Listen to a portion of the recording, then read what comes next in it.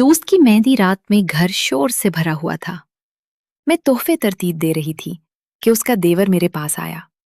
हाथ में प्लेट, मुस्कुराहट चेहरे पर। मिठाई ले? मैंने सर हिलाया। उसने प्लेट मेरे करीब रखी। हाथ छू गया। मैंने नहीं हटाया। घर में गाने चल रहे थे। उसका नाम उमेर था। दोस्त के शौहर का छोटा भाई। पहले कभी कभार मिलता था। आज मेहंदी में करीब आया। रात गहरी होती गई। लोग थकने लगे।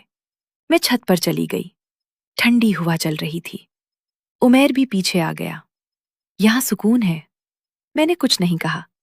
उसने मेरा हाथ पकड़ लिया। मैंने नहीं छुड़ाया। छत की अंधेरी जगह में वो मेरे करीब आ गया।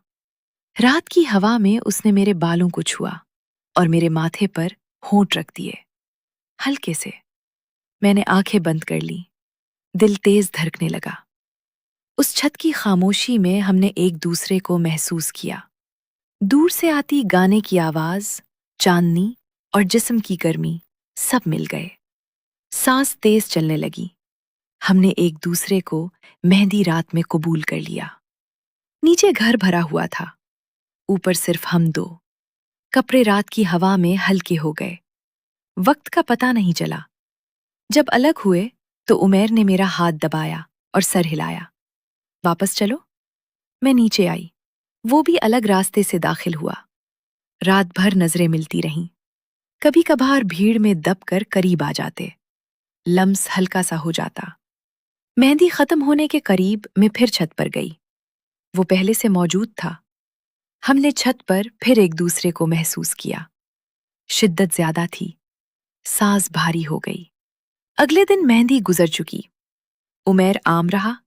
मैंने भी मामूल का चेहरा रखा। कुछ दिन बाद वो अपने शहर वापस चला गया। अब दोस्त के साथ आम मुलाकातें। मैं कभी कभार रात को लेटी हुई छत की चांदनी याद कर लेती हूँ। उसका हाथ, रात की हवा, जिस्म की गर्मी। मैंने कभी किसी से नहीं कहा। चांदनी ने जो देखा वो चांदनी में ही रह गया। न गाने ने सुना, न किसी ने नोटा। दोस्त की मेहंदी रात में उसके देवर के साथ छत पर वो घड़ियां अब सिर्फ मेरे ख्वाबों की खामोशी का हिस्सा हैं। मैं रोजाना जागती हूँ, नए दिन देखती हूँ, और वो लम्हे आहिस्ता आहिस्ता रात के अंधेरे में गुम होते जाते हैं। कभी कभार हवा के झोंके के साथ कोई मानूस सी सांस महसूस होती है, फिर गायब हो जाती है। यही अब बाकी रह गया है।